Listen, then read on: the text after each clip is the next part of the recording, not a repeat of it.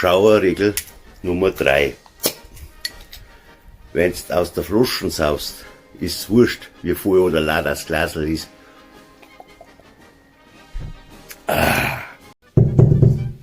Rein. Servus beieinander. Servus. Ja, ich wollte euch nur sagen, dass mein Esel gestorben ist. Und was hat das mit uns zu tun? Ja, ich hab mir gedacht, der engen Verwandtschaft sollte man schon Bescheid sagen. Meine neueste Erfindung. Die unsichtbare Schneeschaufel.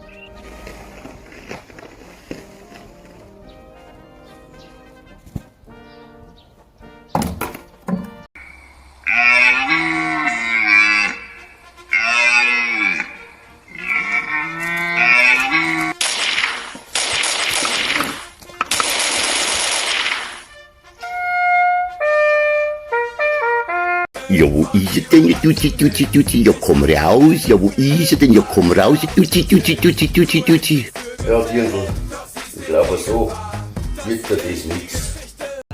Bayerischer Biathlon, Disziplin 1.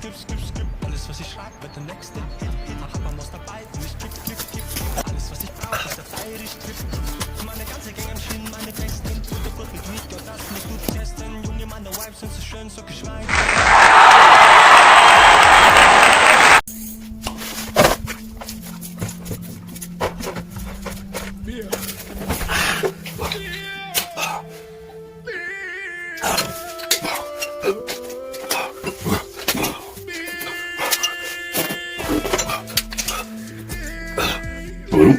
Dass ich mein Bier mal rausziehe. Ja, ich hasse ihn greit. Und du tust mir leichter, wenn es tragelei ist, wenn es im Keller rumgetragen. Das hört man einfach schon Scheibenkünstler.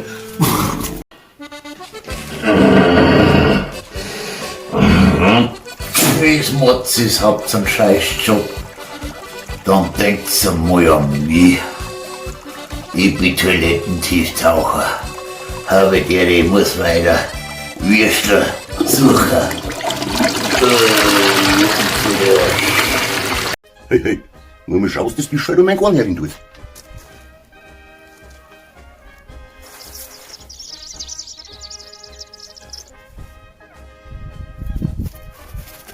Hey, entweder sagst du noch, was treibst oder schleichst dich. Wir suchen Ostergäste. Was Osternäste? Du hast schon mal am Datum geschaut. Heute ist Montag. Nein, keine Osternäste, Ostergäste. Wir haben gehört, die reisen heuer früher an. Wir werden da aber Bläder. Keine Sorge, mir geht's gut. Mir hat nur eine Freundin eine Sprachnachricht geschickt. Und wenn ich das nicht so abhören darf, dann kann man die 2 Stunden zu keiner Arbeit.